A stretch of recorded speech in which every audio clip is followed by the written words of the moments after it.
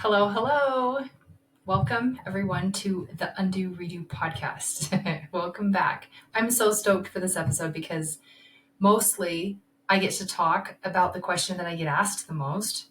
What should I do? What should I do, Lisa? What should I do about my marriage, my kids, my boss, my diagnosis, my debt, my life? It's the question we've all asked. I ask myself that all the time. What should I do? But what if the real problem isn't that you don't know what to do? It's that something inside of you doesn't trust yourself enough to decide. It's obsessed with finding more information or a better way of doing things. This episode is going to bridge between stuck and steady in decision making. And it starts with the truth that your brain really doesn't want to hear. What should I do? Honestly, I don't know what you should do. And if I had all the answers, I would tell you. And I get it. We've all been there. You hit a wall and a situation gets complicated and suddenly you're just staring off like, cool, okay, what now? But before we go there, I really want to kind of celebrate some of our wins, your wins, because this podcast isn't just about asking better questions and finding out more information on what we can do next. It's about honoring the work that it takes to answer the questions and to put the implementation of this work into your own life. So I get messages from you all the time, and you're sharing your moments of clarity, the moments that you decided to change. And you're thanking me for saying things that you have taken into practice and used in your relationships and in your life that have made a big difference for you. And I'm excited about that. So I want to share a couple. One woman from my fall 2024 course, Undo Redo course, she had a moment with her son that shifted her view. And she said, I realized my son probably is going through things that I don't even understand. I don't have to take his behavior personally or try to fix it, which was good news. She continued to say, what I can do is hold a steady, safe, loving space for him to go through everything he goes through.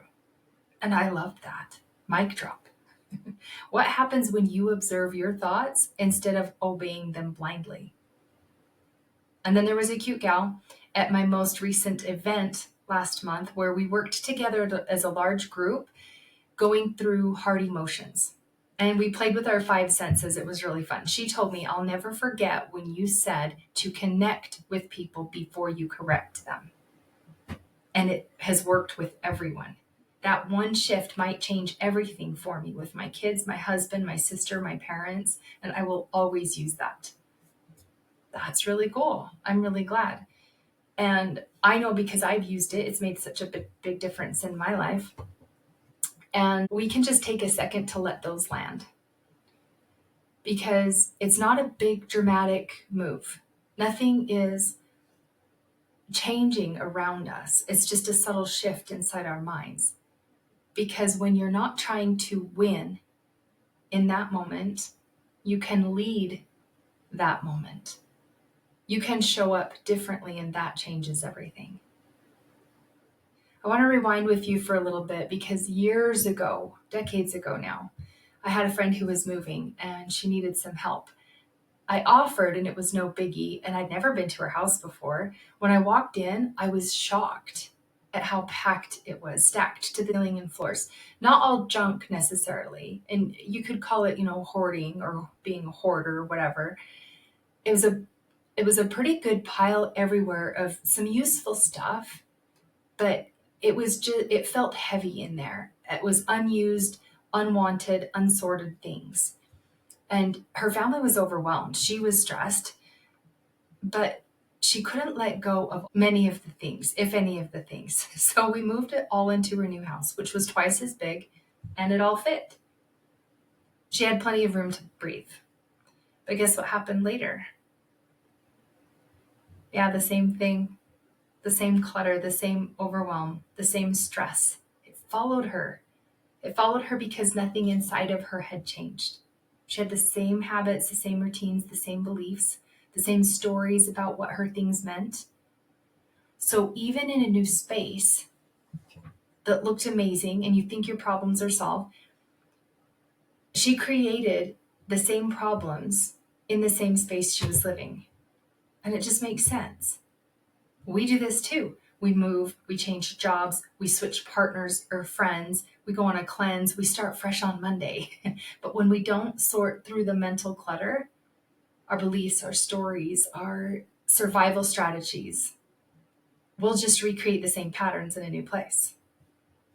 Outside change looks good for a minute, but inside change, that's the kind that sticks. And it brings me back to that big echoing question, like, what should you do? What should I do? People assume sometimes that I'll give them kind of a tidy answer because I'm a life coach, right? Hey, Lisa, you'll know. What should I do? But when I say, I'll help you find your answer, they kind of just blink at me. Wait, so I'm paying you to tell me what I already know? And I'm like, yeah, every time, because it's true. You probably do know. You're just buried under a pile of mental clutter, like my friend's boxes and useful and unuseful things. Just a bunch of beliefs that you've inherited, a bunch of things that worked for you that are no longer working for you, expectations that you aren't questioning, fears you've never sorted. Your brain is brilliant, but it's still trying to keep you in that comfort, in that familiar, because the unfamiliar isn't safe. It can even feel like it sucks. So when you ask me what to do about your exhausting marriage, your defiant child, your toxic job, your chronic pain, your diagnosis, your past, your future, or the awful conversation that you've been avoiding with someone, I will give you the same answer every time. But you will have a different answer for yourself every time, depending on when you catch up with me this month or 3 months from now. You will have a slightly nuanced, different answer for yourself, because we aren't the same today as we will be tomorrow. And what worked for us last year won't work for us next. I have a coach because I'm always changing and you're always changing. This is logical, right? Because your brain will convince you to stay stuck no matter where stuck is, because it's safer than changing. It will offer you excuses that sound noble. They're going to sound they're justifications that feel logical. Avoidance that looks responsible. Or the numbing options that feel necessary. We better go binge on something and overeat, oversleep, overwatch something. But underneath all of that noise is a still quiet voice that already knows your heart and knows your mind and knows that you just need enough quiet time with yourself or enough courage or confidence so you can hear that part of yourself. So instead of asking yourself, what should I do? Start asking, what if it's part of you that's so terrified to grow? Because the answer is in leaning into that.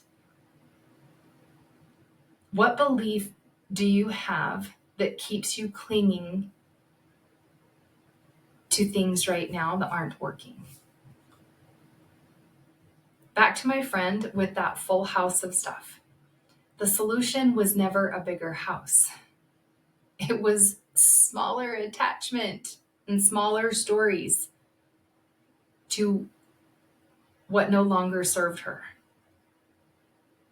It was giving her things a proper ending. This has got to make sense to you. So, do you want to know what to do next?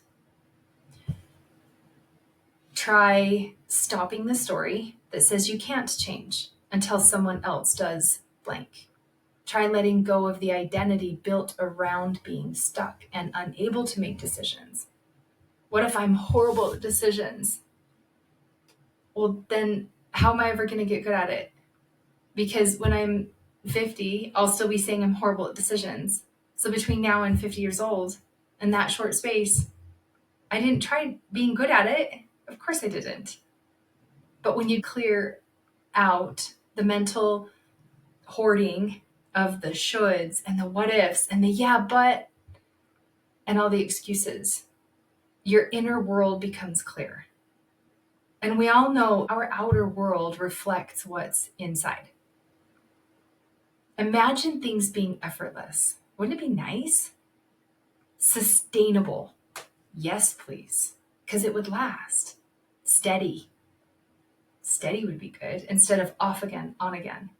And it's not because life got easier. It's not because somebody came and cleaned up your stuff. You can pay somebody to do that. And then you just go right back to your same habits and make it messy again. It's actually because you stopped resisting the work that it takes to make that new thing your reality. Maybe there's a better way to say that. Instead of pushing away from it, you lean into and you practice and you start to implement new things, and it becomes your day. It becomes your reality. Next time you feel like asking yourself, what should I do? Don't reach to someone else for the answer. Their thoughts and opinions are going to be much different than yours. They don't belong to you. And you're powerful enough to rewrite your stories anytime you want.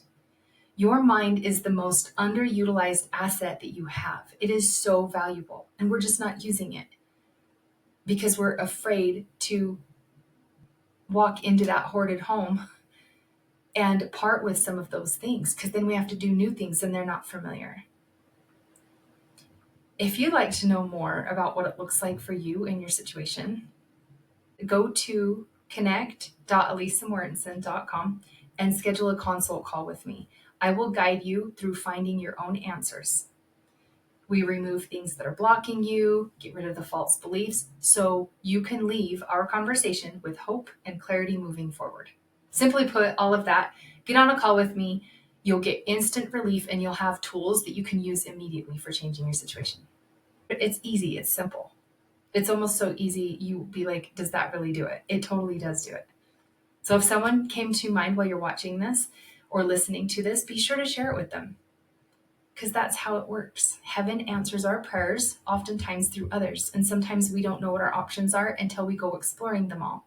So give someone another option to choose. We'll talk to you again next time. Bye.